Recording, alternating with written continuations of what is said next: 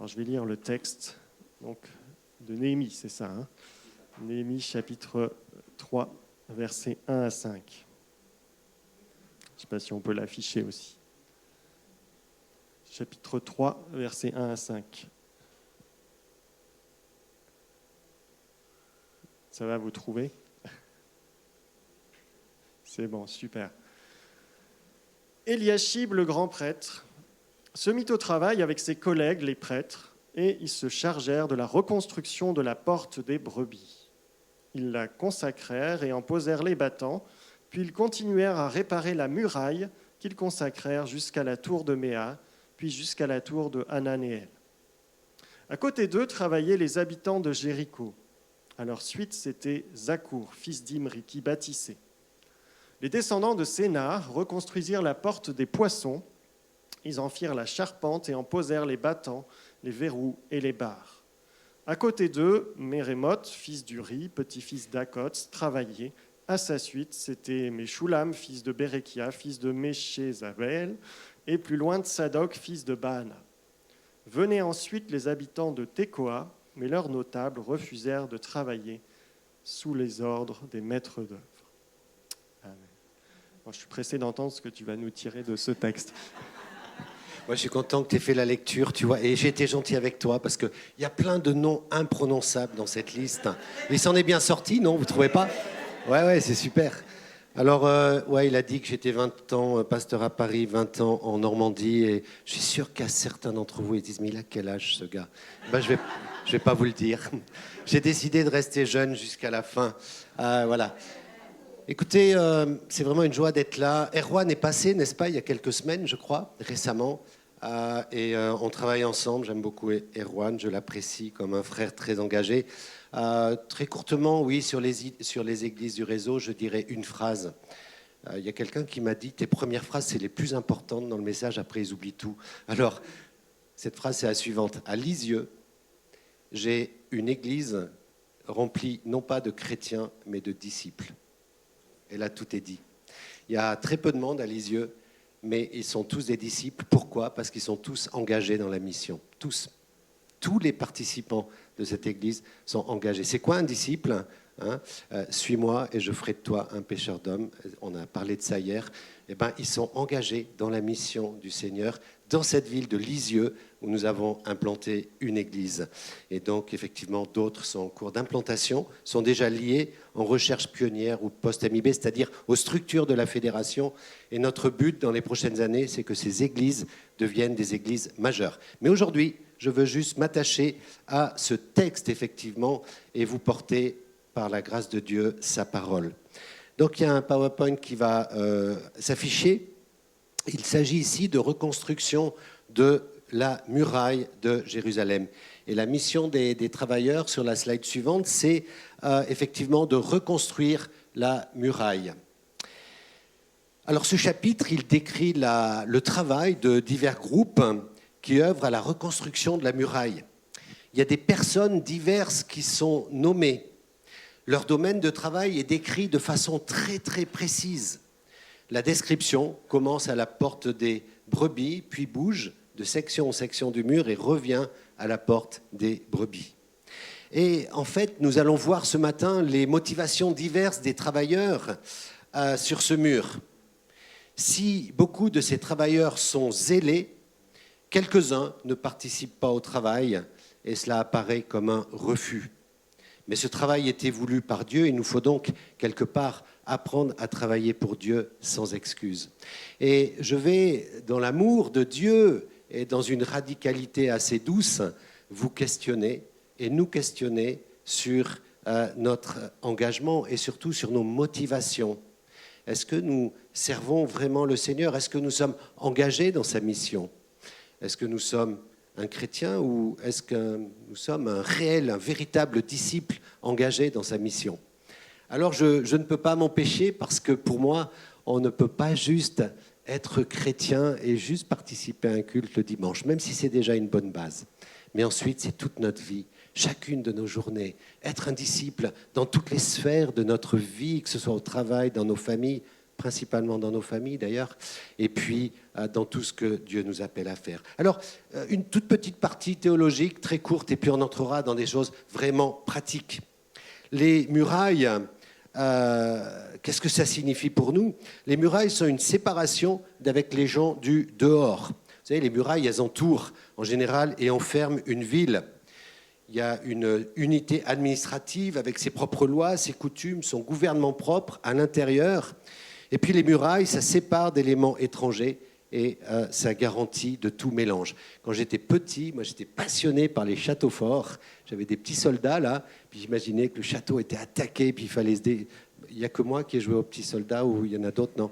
Enfin, voilà, vous savez un petit peu plus de moi. Je suis loin de vous là, donc j'essaie de créer une intimité.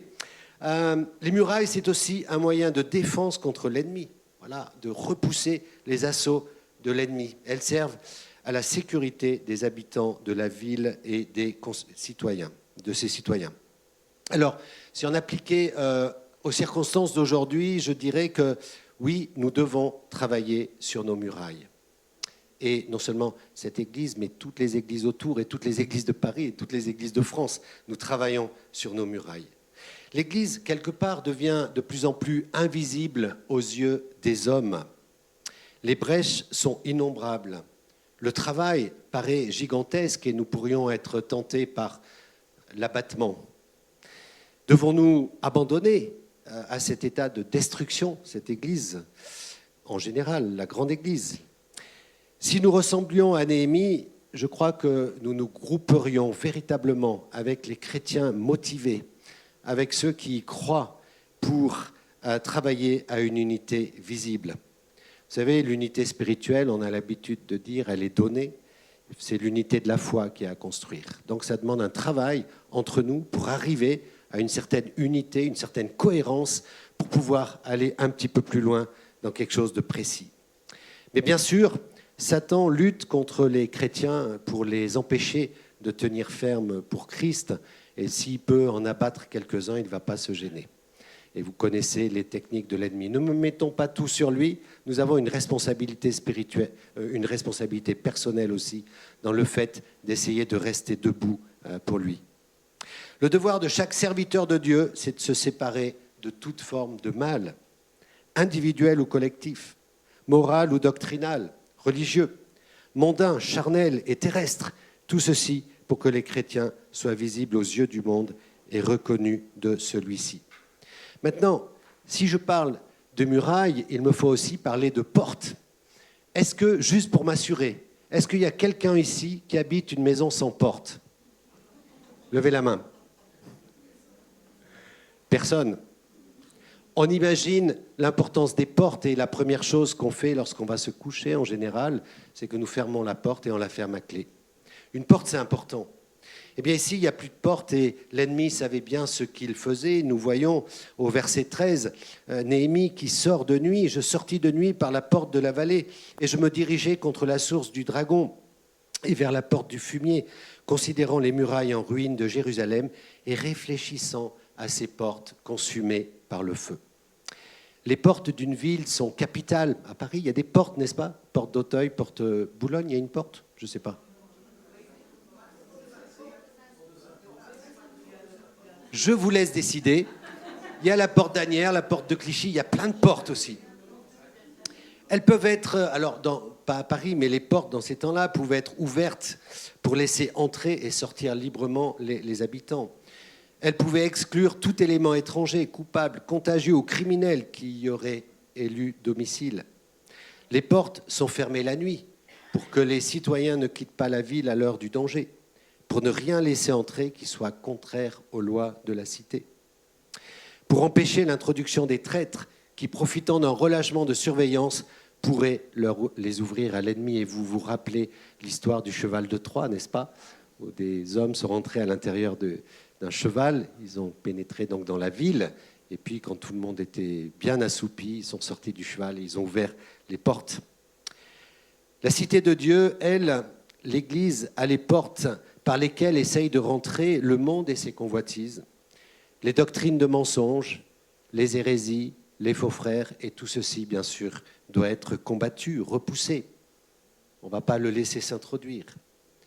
Mais les portes sont largement ouvertes à tout ce qui est de Dieu, de Christ et de sa parole. Alors aujourd'hui, oui, l'Église peut paraître en ruine et nous pourrions être découragés. Mais moi, je voudrais plutôt dire, communauté du point du jour, travaillez sur vos propres murailles. Chacun a sa tâche. Et là, il nous faut voir quelle est la tâche de chacun.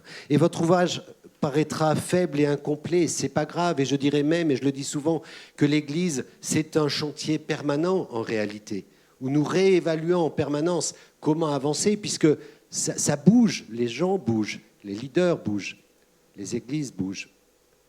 Moi, je me réjouis quand même qu'il y a une sorte de renouveau ici. J'ai vu hier qu'il y a beaucoup d'idées, de créativité, mais il y a besoin de structure encore. Il ne faut pas aller trop vite non plus. Mais je crois que par la grâce de Dieu, ça peut redémarrer. Et j'ai vu une église à Rouen redémarrer depuis 7-8 ans maintenant. Je ne sais plus quelle année je suis arrivé là-bas. Et là-bas aussi, ce sont des disciples qui font bouger l'église. J'aime beaucoup, vous le sentez, quand je parle de ces églises, parce que là, je suis là ce matin. Mais à Rouen, j'ai toute une équipe formée. Ils sont sur le terrain. Il y en a un qui prêche, l'autre qui préside. On a plusieurs responsables de louanges. Tout ça, c'est parti de rien. On a tout mis en route par la grâce de Dieu, avec une vocation missionnelle et un désir d'atteindre les perdus dans chacune de nos églises. Alors c'est vrai qu'il faut agir. Dieu, il connaît toutes nos réalités. Un jour, il substituera un ouvrage à lui dans la Nouvelle Jérusalem, dont il nous est dit que les portes ne seront plus fermées de jour, car il n'y aura plus de nuit. On pourrait lire le texte. Apocalypse 21. Il n'y entrera que ceux qui sont écrits dans le livre de l'agneau. Tous ceux qui ont le nom inscrit, n'est-ce pas? Eh bien, vous serez dans cette Jérusalem céleste. Nous nous réjouirons ensemble pour l'éternité de quelque chose qui nous paraît merveilleux.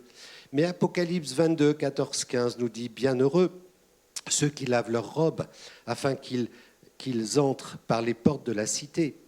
Dehors les chiens, les magiciens, les fornicateurs, les meurtriers, les idolâtres et quiconque aime et fait le mensonge. » Donc on voit bien que là aussi, tout le monde n'aura pas accès. Allez, on continue, on va aller dans les choses pratiques maintenant. La slide suivante, je l'ai appelée un réveil, parce qu'effectivement, le Seigneur se sert du zèle d'un homme, de Néhémie, pour réveiller presque tout le peuple. Parce que vous êtes d'accord avec moi que si tout le monde se met à travailler, ça ressemble à un réveil quand même. Est-ce que vous imaginez si dans toutes les églises de France, tous les chrétiens étaient actifs? Si tous les chrétiens donnaient la dîme? Si tous les chrétiens étaient engagés dans la mission? Je crois qu'il n'y aurait plus de problème. Enfin, il y en aurait, mais vous imaginez? J'arrive même pas. Si tous les chrétiens donnaient la dîme, on n'aurait plus besoin de problèmes pour tout financer partout. Ça serait extraordinaire. On aurait de l'argent pour. Bon, moi, je ne parle pas trop d'argent en général. Mais le réveil, je disais hier en blaguant, le problème du réveil, c'est qu'on ne sait pas, on sait pas qu'on dort quand on se réveille. Et quand le réveil sonne le matin, je pense qu'il n'y en a pas beaucoup d'entre vous qui apprécient le son du réveil. Est-ce que je peux savoir, mais c'est juste pour moi, je ne le répéterai pas ailleurs. Est-ce qu'il y a des gens qui ont une deuxième et une troisième sonnerie programmées? Levez la main. C'est le temps de confesser nos péchés. Ah, il y en a quand même 3 ou 4. Ouais. C'est dur de se lever, hein. Parce que nos chairs, elles aiment bien quand même finalement se relâcher et tout ça. Et on n'aime pas le son. Et moi, je me pose souvent la question, et je la dis à Dieu, si je m'endors, je veux que tu me réveilles. Parce que si je dors, c'est que je ne le sais pas en réalité.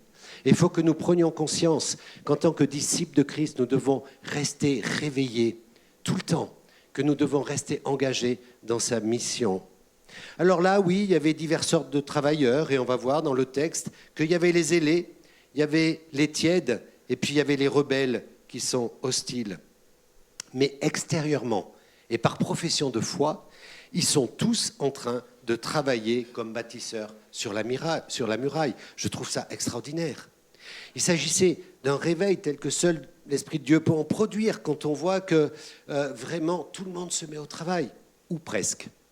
Tout le monde, ou presque. Cela montre qu'ils étaient en accord, en tout cas, avec une même pensée de reconstruire la muraille. Et ça, c'était un objectif. C'est important, mes amis, d'avoir un objectif. Leur objectif à eux, c'était du Seigneur, en tout cas, c'était de reconstruire la muraille. Et ce qui est intéressant, c'est que Dieu prend note de ceux qui le servent. Voyez, verset 20, après lui, Baruch, fils de Zabai, répara une autre portion. Et puis, après lui, Timothée répare une autre portion. Et puis, après lui, et vous pourriez mettre tous votre prénom. Et Dieu, en fait, si Jésus était là, il passerait et puis il regarderait avec beaucoup de joie ceux qui sont en train de travailler, d'agir pour son royaume. Peu importe ce que vous faites ou la quantité, mais en fonction de vos dons, on va le voir. Et moi, ça me touche que Dieu note. Et vous savez, il observe son peuple avec minutie et il prend note de l'état de leur cœur et du caractère de leur service. Nous avons parlé de la règle des 3 C hier, cœur, caractère, compétence. On va voir qu'ici, il y en a qui ont le cœur, mais il y en a qui ne l'ont pas. Il y en a qui ont la compétence, mais vous savez, la compétence, c'est moins important. La compétence, c'est les dons. Pour moi, la compétence, c'est moins important que le caractère. Et si quelqu'un a des super dons, mais n'a pas le caractère, je ne vais pas le libérer. Même pas dans la prophétie, même pas dans n'importe quoi. Parce que ça ne passe pas au niveau du peuple. Et vraiment, le caractère, c'est quelque chose d'important. Et c'est ce que va nous dire ce texte. Et c'est pour ça que je veux exposer les différentes personnes à son service dans ce texte. Il se plaît à reconnaître le zèle qu'il montre pour sa gloire. Dieu aime quand on le sert, peu importe la tâche. Et on va voir différents types d'ouvriers. Et on va commencer avec la slide suivante. Un ouvrier négligent est dans le compromis. Et on va voir la différence entre celui qui s'appelle Eliashib et Sénaam. Alors Eliashib, c'est le premier qui est mentionné, c'est le grand sacrificateur, et avec ses frères, les sacrificateurs, ils sont les premiers travailleurs nommés dans ce texte. Alors, ils ne sont pas les premiers nommés parce que c'est les plus ailés. Ils sont les premiers nommés parce que c'est le sacrificateur. Il représente quelque chose quand même. Il représente quelque part Dieu au milieu des Juifs. Et c'est comme si aujourd'hui, on mettrait par ordre, s'il y a des personnalités, je ne sais pas moi, des ministres ou des gens connus, puis on descend ensuite. Et donc, il est nommé pour cela en premier, il est dit, verset 1, Eliashib, le souverain sacrificateur, se leva avec ses frères, les sacrificateurs, et ils bâtirent la porte des brebis, ils la consacrèrent, donc ils font leur boulot, et en posèrent les battants. Ils la consacrèrent depuis la tour de Méa jusqu'à la tour de Hananéel. Et puis, il y a une différence entre ce grand sacrificateur et Sénaa au verset 3. Regardez ce qu'il est dit de Sénaa. Et les fils de Sénaa bâtirent la porte des poissons, ils en firent la charpente et en posèrent les battants, les verrous et les barres. Les plus observateurs d'entre vous auront remarqué la différence entre les deux. Le grand sacrificateur et ses frères ont bâti une porte et ont posé des battants, mais ils n'ont pas fait de charpente qui lui aurait donné sa stabilité. Il n'est même pas mentionné qu'il est pourvu de verrous ou de barres. Cette entrée de Jérusalem, donc, n'est pas bien gardée contre ceux qui auraient voulu s'introduire dans la ville. Une énorme négligence de la part d'Eliashib, dont on verra que s'il vous paraissait sympathique au début, il va le devenir moins au fur et à mesure de la prédication, malgré sa position. Il n'était pas aussi vigilant, Eliashib, que les fils de Sénaa. Ils voulaient bien avoir la porte et les battants, mais ils ne prennent aucune mesure pour la rendre sûre en cas de besoin, interdire l'accès à l'ennemi. En fait, ils n'étaient pas prêts à renoncer à leur commerce avec l'ennemi, avec le monde, puisqu'Eliashib, on le verra plus tard, faisait du commerce et il était plus intéressé par récupérer le produit financier de toutes ses actions que par bien faire son travail de sacrificateur. Pourquoi cette attitude de relâchement, de désintéressement ? En tant que sacrificateur, on aurait attendu d'Eliashib quelque chose de mieux, plus de vérité, moins d'iniquité, qu'il marche dans la paix, dans la droiture, qu'il soit un exemple, entre autres. Mais regardons sa situation réelle, ce cher Eliashib. Chapitre 13, versets 4 et 5. Après cela, le grand sacrificateur Eliashib établit dans les chambres de la maison de notre Dieu et parents de Tobidja, avaient disposé pour lui une grande chambre où l'on mettait auparavant les offrandes, l'encens, les ustensiles, la dîme de blé, du mou et de l'huile, ce qui était ordonné pour les Lévites, les chantres et les portiers, et ce qui était prélevé pour les sacrificateurs. On voit ici 3 choses, mes amis. D'abord, il était parent lié à Tobidja. Quelqu'un se souvient qui était Tobidja? La parole est à vous. Vous connaissez un peu le livre de Néhémie? Tobidja, dans les chapitres 1 et 2, c'est un des 3 adversaires qui vont venir défier Néhémie. Un des 3 qui vont, excusez-moi, en parlant le français courant, qui vont pourrir la vie de Néhémie. Il aura des ennemis de l'extérieur et des ennemis de l'intérieur. Mais le sacrificateur, c'est lié à un des ennemis du peuple d'Israël, n'est-ce pas, Tobidja, qui était, que je ne me trompe pas, ammonite, je crois. On va vérifier ça, oui, ammonite.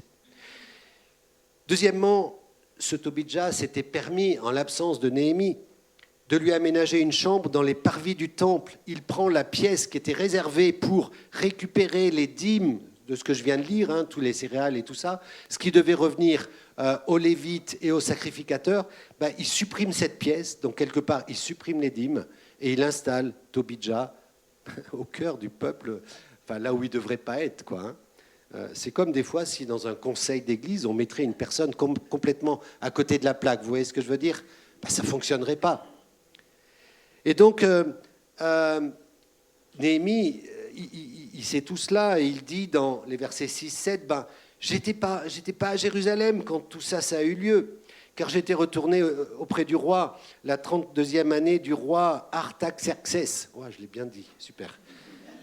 Non, mais cette prédication, il y a des noms, je ne vous dis pas. Roi de Babylone, à la fin de l'année, j'obtiens du roi la permission de revenir à Jérusalem et je m'aperçus du mal qu'avait fait Eliashib en disposant une chambre pour Tobidja dans les parvis de la maison de Dieu.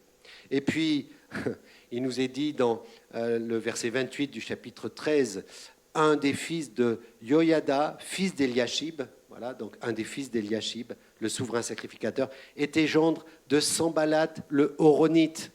Et voilà encore que dans la famille de ce Eliashib, eh bien, il est lié à ce Sanballat, le Horonite, encore un ennemi du peuple de Dieu. Donc vous voyez qu'il n'est pas très clair, ce Eliashib. Il avait un cœur partagé.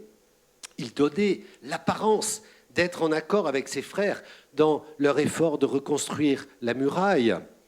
Mais ce travail de séparation ne lui convenait pas, en fait. Il n'aimait pas cette idée, car il était lié par des liens intimes avec les ennemis d'Israël. On pourrait dire que nous, on n'a pas les ennemis d'Israël, mais on peut être lié avec des choses dans le monde sans même s'en rendre compte, qui nous lient tellement qu'on a du mal à être un chrétien authentique. Je repense à un frère qui était vraiment appelé au ministère. Combien j'ai essayé de le convaincre dans ses jeunes années. Il a préféré, et bien sûr, il faut travailler pour vivre, mais il avait un travail qui était très bien, mais il s'est mis en tête de réussir professionnellement. Et je ne suis pas contre une réussite professionnelle si Dieu est notre numéro 1. C'est pas grave. On peut même devenir riche si Dieu est notre numéro 1. Amen. C'est pas grave. C'est même bien. Mais si on donne comme lui toute notre énergie pour une réussite professionnelle et il est passé à côté de l'appel de Dieu.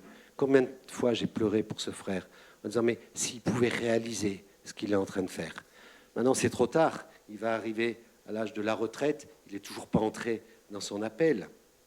Et voyez, pour cet Eliashib, il avait ce cœur partagé, une attitude grave en plus, parce qu'il était grand sacrificateur et qu'il était une source de danger pour le peuple. Alors, voyez, pour nous, on pourrait être parfois comme un caméléon, voyez, un pied dans le monde, un pied dans l'Église. Laissez-moi vous dire, si c'est notre cas, c'est presque toujours le monde qui gagne à la fin. Presque toujours. Donc, nous devons être vigilants. Alors, voyons d'autres, sur la slide suivante, ouvriers indifférents, c'est les técotites. Non, pardon, les técoïtes. Voilà, c'est ma première erreur, c'est pas grave, parce qu'il y en a des noms. Et à côté d'eux réparèrent les técoïtes, mais les principaux d'entre eux ne plièrent point leur cou au service de leur Seigneur. Vous voyez, on commence à faire le tour de tous ces ouvriers qui travaillent sur la muraille, et on va voir toutes ces situations différentes. Et on voit que là, on a des técoïtes qui, en fait, étaient des serviteurs bien disposés. Ils n'étaient pas tous à côté de la plaque, seulement certains. Parce que nous voyons au verset 27 que ces Técoïtes, ils réparèrent comment c'est marqué ? Ils réparèrent une seconde portion. Et les Técoïtes, c'est des gens, on leur demande de faire ça, ils font ça. J'ai parlé d'un frère, Joseph, hier, à ceux qui étaient là. On n'ose rien lui demander, Joseph. Dès qu'il y a un besoin, il l'identifie, il fonce. C'est incroyable. Il va toujours rendre service. C'est ancré en lui, il ne peut pas s'empêcher. Il aime tellement l'Église, il aime tellement les chrétiens, que dès qu'il identifie un besoin, il fonce. Alors, tant qu'il travaillait, ça se voyait moyennement, mais depuis qu'il est à la retraite, on le voit partout. Mais on ne va pas lui dire non, arrête, parce que c'est comme ça. Il le fait vraiment par amour. Alors, les Técoïtes étaient un peu comme ça, mais certains d'entre eux, quand même, sont dans une attitude d'opposition. Et vous savez, quand il y a un mouvement de l'esprit, on pourrait étudier tous les mouvements de réveil dans l'histoire, il y a en général toujours quelques personnes qui passent à côté. Et ceux qui rentrent pleinement dedans, c'est souvent les pauvres, les méprisés, c'est souvent les gens qui n'ont rien, qui sont prêts à avancer, à suivre le Seigneur. Mais ici, il nous est dit qu'en raison, il y a des nobles qui sont en désaccord. Il est dit qu'ils ne plièrent pas leur cou au service du Seigneur. Vous voyez, c'est l'orgueil qui gouvernait leur cœur. Et là aussi, il faut s'interroger vraiment sur l'état de nos cœurs.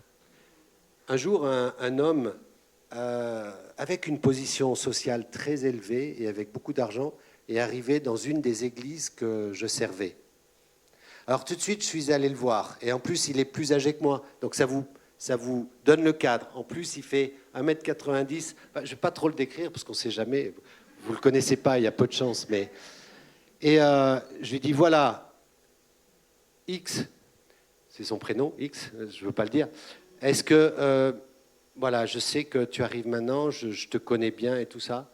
Est-ce que tu es d'accord que je parle dans ta vie aussi bien que tu peux parler dans la mienne, mais tu as toujours été un chef d'entreprise, un entrepreneur et tout ça. Il m'a dit oui, il n'y a pas de souci. Mais on a quand même eu des tensions parce qu'il était tenté de me diriger, en tout cas de me donner des directives sur la façon dont il fallait que l'Église avance. Tout ça parce qu'il avait une grosse dîme. Et moi, ça ne m'intéressait pas. Et on a dû travailler notre relation tous les deux. Ça s'est bien passé pendant les années qu'il était là. Mais voyez, là, ces gens-là ne pouvaient pas se courber. C'est dur de se courber quand on a une responsabilité où on dirige toujours les autres. Et on se retrouve dans une église et on doit quelque part se soumettre aux responsables. Ce n'est pas toujours évident pour certaines personnes. Mais qu'est-ce qui dirige nos cœurs ? L'amour de Christ ou une forme d'orgueil qui est là, déguisée, et qui fait qu'on a du mal à se soumettre les uns aux autres. Mais il n'y a rien de plus beau que de se soumettre les uns aux autres. Et moi, je dis toujours, je ne sais pas comment tu présentes, toi, les choses, Timothée, mais je dis, moi, mon rôle en tant que pasteur, ce n'est pas d'être là. Moi, je suis là pour servir l'Église. La pyramide, elle est dans ce sens-là. Ça veut dire que ça amène des souffrances. Il y a des gens, ils peuvent piétiner ce que je fais ou ce que je dis. Mais ce n'est pas grave. Je veux essayer, je dis bien essayer, d'imiter Christ qui est venu comme un serviteur et qui a donné sa vie pour nous. Et ça, je ne le comprendrai jamais. J'ai essayé, j'ai dit à Dieu, donne-moi une révélation de ce que tu as vécu sur la croix, mais c'est tellement énorme, énorme. Alors, c'est vrai que ces gens, ils préféraient leur propre importance que le travail du Seigneur. Et il y en a quelques-uns, par leur raideur, qui sont passés à côté des bénédictions. Alors, il y en a d'autres sur la slide suivante qui réparent vis-à-vis de leur maison. Ça veut dire quoi ? Ça a du sens quand même. Si moi j'avais habité près de la muraille, j'aurais d'abord réparé en face de chez moi. Moi je trouve que c'est pas bête comme idée. En français courant, je dirais que c'est une façon aussi, une image pour dire qu'il faut balayer devant sa porte. C'est-à-dire qu'on est là, il y a les familles qui travaillent les unes à côté des autres et qui essayent de se placer sous la protection du Seigneur. Et en construisant cette muraille, nous nous souvenons que la muraille, c'est l'emblème de la séparation. Que les serviteurs du Seigneur commencent en premier lieu par leur propre maison. Donc c'est l'emblème de se séparer du mal. Et c'est important d'amener et de chercher à amener nos propres familles, bien sûr, à se soumettre à la parole de Dieu. Mais quand je parle de balayer dans nos maisons, ça veut dire quoi? Ça veut dire qu'on a été abîmé souvent dans notre identité, dans notre enfance, c'était mon cas, par beaucoup de choses. Et que si on ne prend pas conscience que nous avons besoin de guérison le long de notre processus d'avancer dans la vie chrétienne, si on ne prend pas conscience que des choses doivent changer, on va le garder à l'intérieur, on va jouer au bon chrétien, et puis ça ne va pas fonctionner, et un jour, ça va casser. Et je veux vraiment vous encourager à l'ouverture, à être ouvert. Et quand une confession est venue, comme tout à l'heure, aller entourer la personne, voir si elle peut être aidée. Peut-être des personnes ne voudront pas être aidées, mais il y en a qui voudront. Et je pense que c'est très important de régler les choses dans nos vies, dans tous les domaines. Quand Dieu a appelé Gédéon, quelle est la première chose qu'il lui a demandé? Vous vous souvenez? Ouais, de détruire les idoles dans sa famille, se débarrasser de l'occultisme et des choses qui étaient là ambiantes. Moi, j'ai dû faire ça dans ma vie, pas pour ce que moi j'avais fait, mais ce qui avait été fait au niveau des générations précédentes. J'ai dû passer par des phases de guérison et c'est Jeunesse en Mission à l'époque qui m'a aidé, et Jeunesse en Mission qui se réunissait rue de Musset, et puis j'avais eu l'occasion de venir dans ce cinéma à l'époque, enfin dans cette église, pardon. C'était une église. C'est une église ou un cinéma? On ne savait pas des fois. Non, je blague. Je sais, oui, c'était une église. C'était une mauvaise blague. Je suis enregistré, au fait. Il faut que je fasse attention à ce que je dis. Je n'ai pas l'habitude. Donc, dans cette église qui était dans un cinéma. La Bible, voilà, on va passer aux certains. Alors, il y en a qui ne réparent pas vis-à-vis de leur maison. On va voir ça. Et là encore, on reparle de cet Eliashib. Il est étonnant. Voilà, il y en avait qui avaient vraiment travaillé dur. Mais on voit au verset 20 et 21 du chapitre 3, « Après lui, Baruch, fils de Zabai, répara avec ardeur, il y en a qui ont de l'ardeur au travail du Seigneur, une autre portion, depuis l'angle jusqu'à la porte de la maison d'Eliashib. » Donc ce Baruch, en gros, il répare depuis chez lui et puis il va jusque devant la porte d'Eliashib. Et puis ça continue. Après lui, Mérémoth, fils d'Uri, fils d'Akot, répara une autre portion depuis la maison d'Eliashib jusqu'à l'extrémité de la maison. Alors là, je me suis trompé de suivante. Enfin, vous lirez le verset dans les détails. Ça veut dire, entre autres, que Eliashib, il est là et c'est les autres qui réparent son mur, la partie de sa muraille. Lui, il ne bouge pas du tout, il ne fait rien. Donc, en apparence, il donne l'impression d'être impliqué dans l'œuvre de Dieu en faisant une porte. Et dans les textes qu'on a lus tout à l'heure, il bénit la porte, hein, il fait son travail de sacrificateur, sauf qu'il ne met pas de verrou, il ne met pas de bâton, il fait très mal sa porte, mais en plus, il ne participe pas au travail de la muraille. Et là, ça décrit deux types de croyants. Il y a ceux qui professent la vérité sans la vivre. Ça, c'est Eliashib. Il fait son travail, il est chrétien au milieu des chrétiens, en plus c'est un sacrificateur, il fait tout ce qu'il fait, mais en fait dans son cœur, il n'est pas du tout engagé dans l'œuvre du Seigneur. Et je crois qu'il faut nous poser la question sincèrement si nous sommes engagés dans l'œuvre du Seigneur. Mais ça, la réponse, elle est à chacun. Moi, je pose juste la question. On se dit chrétien, mais sans être disciple, et ça, ce n'est pas possible pour moi. Et hier, j'ai beaucoup insisté sur la distinction que nous devons être des disciples. Nous n'avons pas le choix. Ce sont les derniers mots que Jésus a dit à ses disciples dans le grand commandement d'aller, de faire de toutes les nations des disciples. Chacun, chacune ici, vous êtes appelés à être engagés dans la mission. Comment? En faisant des disciples. Et tout cela, c'est un tel changement de paradigme par rapport à l'Église que nous connaissons depuis 2000 ans, n'est-ce pas? Où finalement on nous dit, tu viens à l'église les dimanches, viens à la réunion de prière, viens à l'étude biblique, et puis c'est bon, tu es un bon chrétien. C'est un bon début, mais ce n'est pas suffisant. Disciple à 100%, 7 jours sur 7. Amen. Il y a 2-3 personnes qui m'ont demandé si j'étais fatigué ce matin. Très honnêtement, non. Tant que je suis dans le royaume, je ne peux pas être fatigué. Je n'irai pas au Stade de France ce soir.